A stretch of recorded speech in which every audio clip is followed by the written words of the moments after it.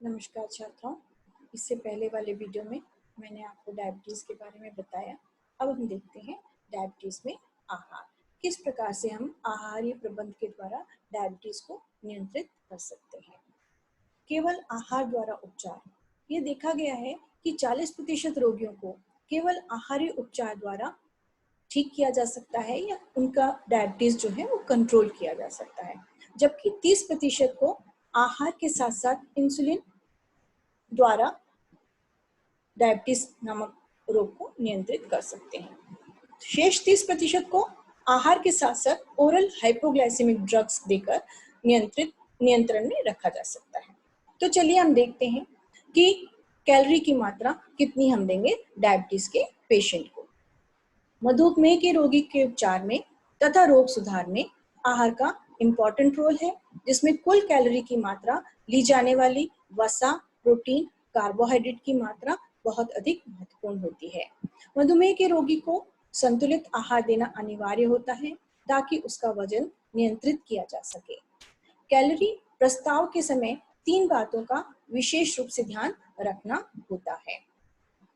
पहली बात, यदि रोगी मोटा हो तो वजन कम करने के लिए कम कैलोरी युक्त आहार दें, ताकि उसकी उम्र, लिंग, ऊंचाई, ढांचे के अनुसार आदर्श वजन से 10% वजन कम रखा जा सके और इसी स्तर पर इसको बनाए रखें।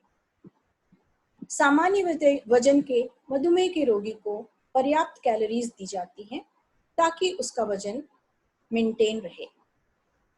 जो अंडरवेट डायबिटिक पेशेंट होते हैं, ऐसे रोगियों को वजन वृद्धि के लिए पर्याप्त कैलोरीज दी जाती हैं और फिर वजन सामान्य आ जाने पर आदर्श वजन से 10% कम बनाए रखने के लिए उपयुक्त कैलोरी प्रदान की जाती है। शारीरिक वजन को बनाए रखने के लिए ठंडे प्रदेशों की अपेक्षा गर्म प्रदेशों में 10% ऊर्जा कम लगती है। हम एक्टिविटी के आधार पर कैलोरीज का डिस्ट्रीब्यूशन करते हैं। जो सेडेंटरी वर्कर्स होते हैं उनको 30 to 35 किलो कैलोरीज पर KG of body weight per day देते हैं। मॉडरेट वर्कर को 40 to 44 कैलोरीज पर KG of body weight per day. इसी प्रकार से हेवी वर्कर को 50 to 55 किलो कैलोरीज पर केजी ऑफ बॉडी वेट दिया जाता है। कैलोरी की गणना का एक और आसान तरीका होता है। वजन में कमी लाने के लिए 8 से 12 कैलोरीज पर पाउंड वेट के आधार से प्रतिदिन देना चाहिए और बेड रिडन है, अगर बिस्तर में है रोगी, तो उसको 12 कैलोरीज पर पाउंड देना चाहिए। हल्का कार्य करने वाले के लिए 14 और मॉडरेट वर्कर को 16 कैलोरीज पर पाउंड। इसी प्रकार से हेवी वर्कर्स को 18 कैलोरीज पर पाउंड पर डे देना चाहिए। प्रोटीन की मात्रा हम इस प्रकार से देंगे, लगभग 1 से लेके 1.5 ग्राम प्रोटीन पर केजी ऑफ बॉडी वेट के हिसाब से देने पर लाभदायक रिजल्ट्स मिलते हैं। इसका कारण ये है कि प्रोटीन ऊतकों के पुनर्निर्माण के लिए अत्यावश्यक अमीनो अम्ल प्रदान करते हैं। वसा के समान कैलोरीज के घनीभूत साधन नहीं होते हैं। कार्बोस के समान ये अवशोषण के समय रक्त शर्करा को बढ़ावा नहीं देते हैं। ये कुछ ऐसे भोज्य पदार्थ हैं जैसे बीन्स हैं, दालें हैं, मछली है, अंडा, एग वाइट है, फ्रूट्स, वेजिटेबल्स हैं, सीरियल्स हैं। इस तरीके की चीजें हमको डायबिटिक पेशेंट को देना चाहिए। विशेष रूप से प्रोटीन के लिए हम कहें तो बीन्स हैं, पल्सेस हैं, फिश है, एग है। ये अच्छी क्वालिटी के प्रोटीन प्रदान करने में सहायक होते हैं। कार्बोहाइड्रेट तथा वसा जब हम देखते हैं तो नॉन प्रोटीन कैलोरी में 40 to 60% जो होता है वो कार्बोहाइड्रेट द्वारा दिया जाता है। औसत रूप में 175 से 250 ग्राम कार्बोहाइड्रेट एक सामान्य वजन के डायबिटिक पेशेंट को देना चाहिए। जिसका वजन कम है उसको उसके वजन के हिसाब से कार्बोहाइड्रेट की मात्रा बढ़ा सकते हैं, कैलोरीज की मात्रा बढ़ा सकते हैं। ओबीस पेशेंट के लिए कम कर सकते हैं। ऐसे पेशेंट जिनमें कीटोसिस की संभावना अधिक है, उन्हें केवल हम 100 ग्राम कार्बोहाइड्रेट देते हैं, जो उसके लिए पर्याप्त होता है। कार्बोहाइड्रेट देने का प्रमुख कारण ये है कि फैट के द्वारा कैलोरीज ज्यादा न बर्न हो, क्योंकि अगर फैट से कैलोरीज बर्न होती हैं तो कीटोन बॉडीज का निर्माण बढ़ता है। तो कार्बोहाइड्रेट यानी कॉम्प्लेक्स कार्बोहाइड्रेट के द्वारा जब हम कैलोरीज लेते हैं और प्रोटीन के द्वारा लेते हैं तो कीटोन बॉडीज का निर्माण जो होता है वो कम होता है। शर्कराओं का उपयोग कम से कम या नहीं के बराबर करना चाहिए। ग्लूकोज के स्थान पर फ्रक्टोज का प्रयोग कुछ हद तक किया जा सकता है।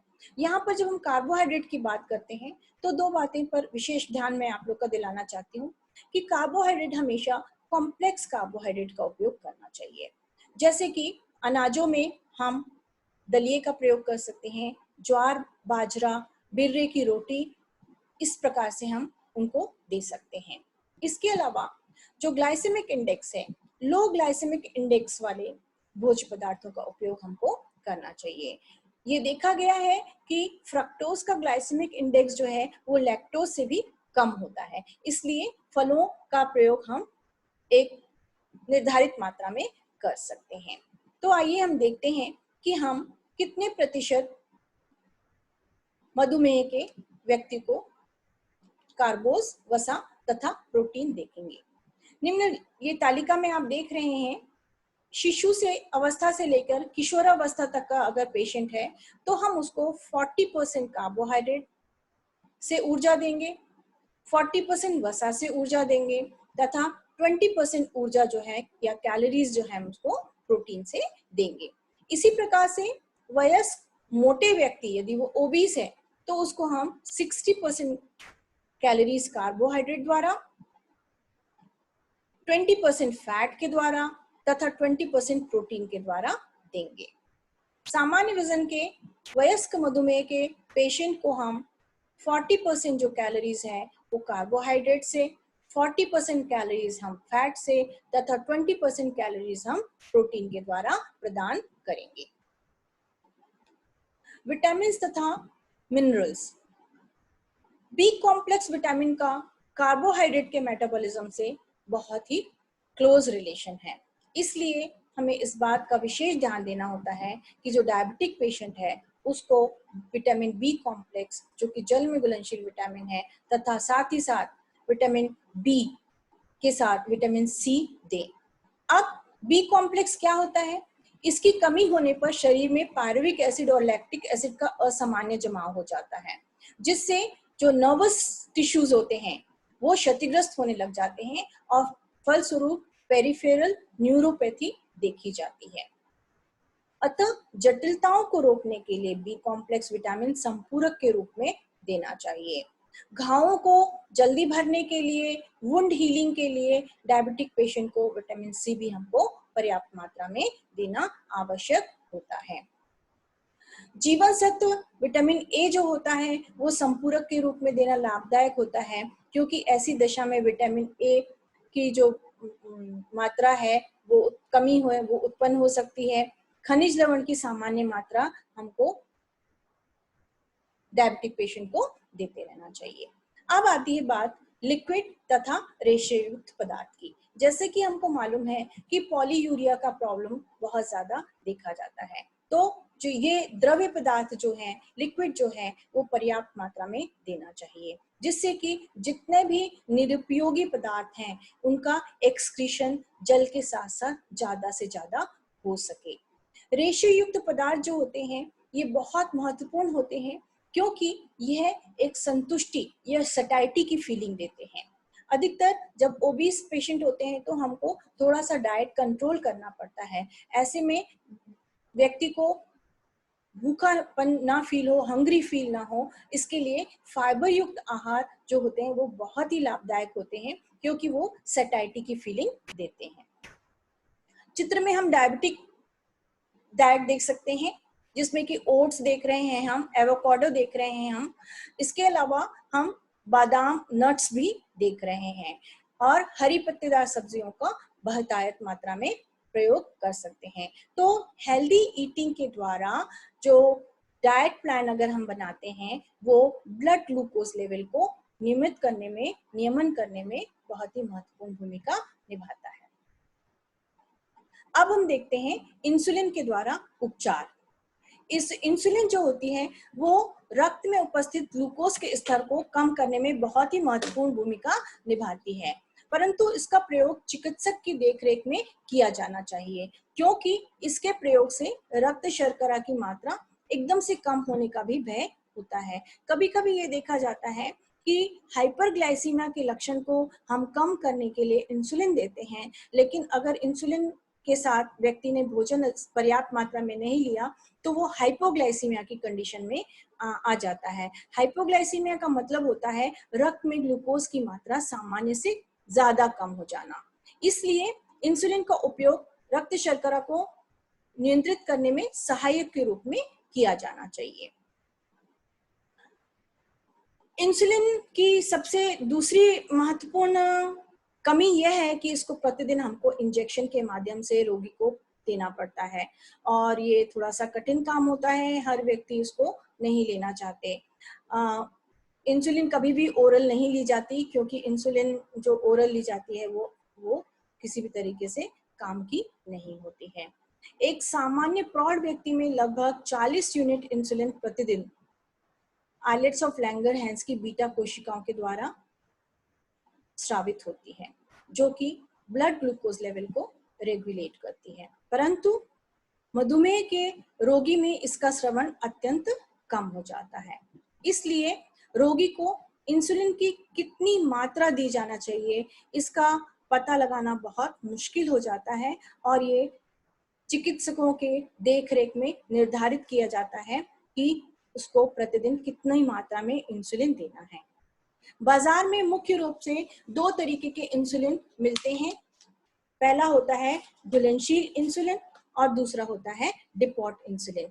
जो घुलनशील इंसुलिन होते हैं ये स्वच्छ तरल के रूप में रहते हैं, अत्यधिक प्रभावी होते हैं। इसका प्रभाव थोड़ी अवधि के लिए होता है, जैसे कि 6 घंटे के लिए होता है। 6 घंटे के पश्चात इसकी पुनः आवश्यकता हमको होती है। मधुमेह के नए रोगियों के लिए इनमें कीटोन बॉडीज अधिक बनता है। आकस्मिक स्थिति में किशोर रोगियों के लिए इस प्रकार का इंसुलिन अधिक प्रभावी होता है। दूसरा होता है डिपॉट इंसुलिन। डिपॉट इंसुलिन यह धुंधला और दूध की तरह होता है।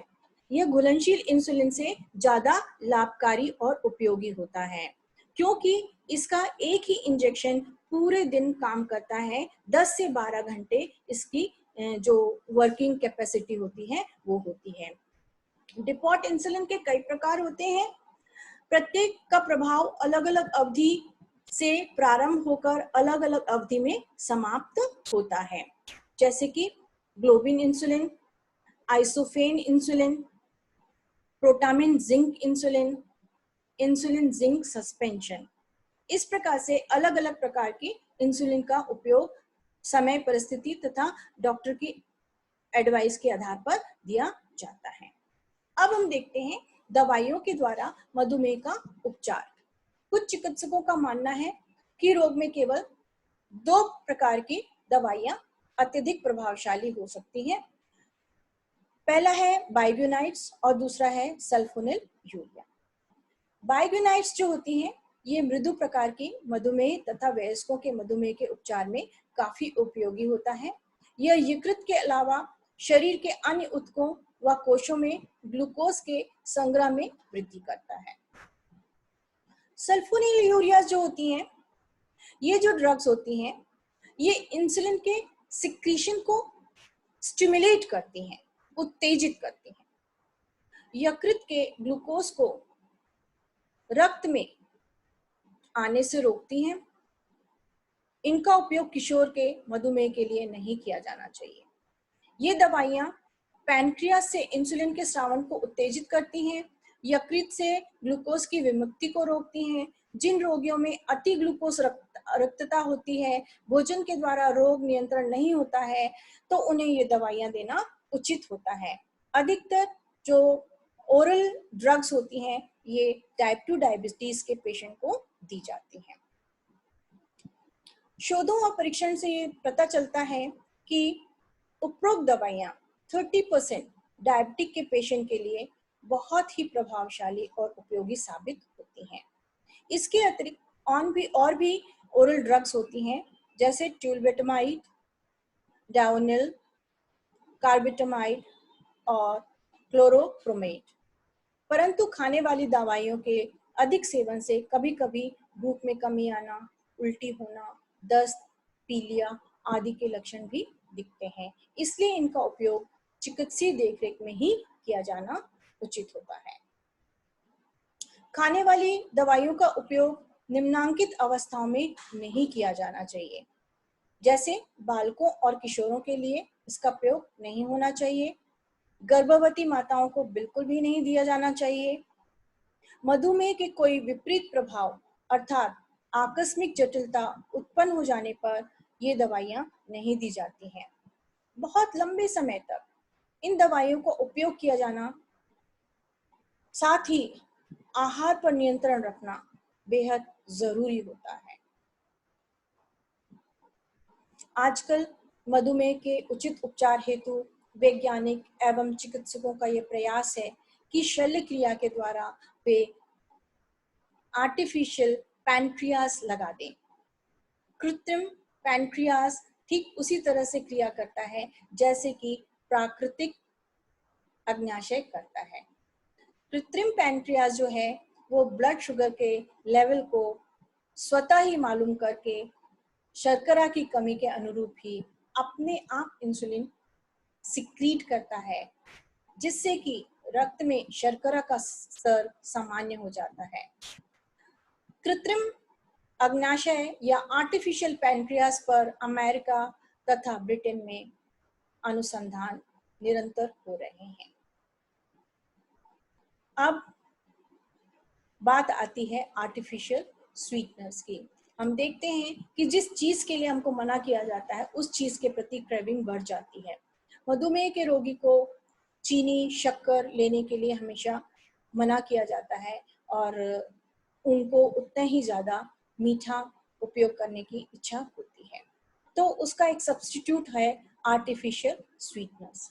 लेकिन यह चीनी का विकल्प नहीं है, बल्कि उससे अच्छा भी होता है, क्योंकि कोई भी जो क्रॉनिक डिसऑर्डर होता है, लंबे समय तक चलने वाला डिसऑर्डर होता है, वो शारीरिक के साथ साथ मानसिक स्वास्थ्य को भी प्रभावित करता है।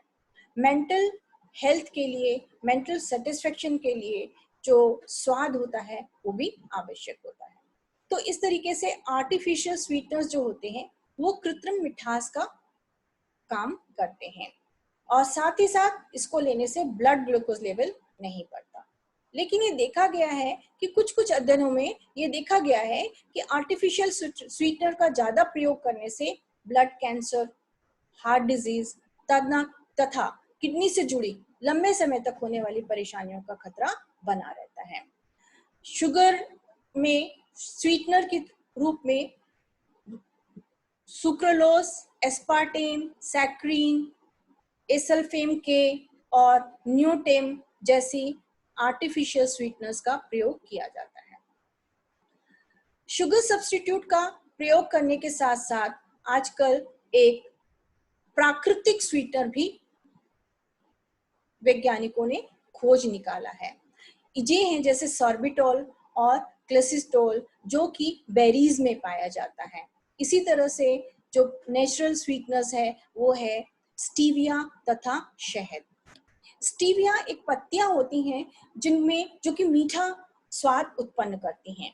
तो कृत्रिम मिठास उत्पन्न करने वाले विकल्पों में सबसे ज्यादा मशहूर जो है वो है स्टीविया है और इसकी मिठास को सबसे सही माना गया है। इसमें कैलोरीज भी बिल्कुल नहीं होती है और ऐसा माना जाता है कि यह ब्लड ग्लूकोज लेवल को नियमित करती हैं और इसी वजह से डायबिटीज प्रभावित लोग इसे काफी पसंद करते हैं। तो इस प्रकार से आज हमने 2 पार्ट में डायबिटीज देखा। पहले पार्ट में हमने लक्षण और निदान इस तरीके की चीजें देखी और दूसरे पार्ट में हमने डायबिटीज में आहार को धन्यवाद।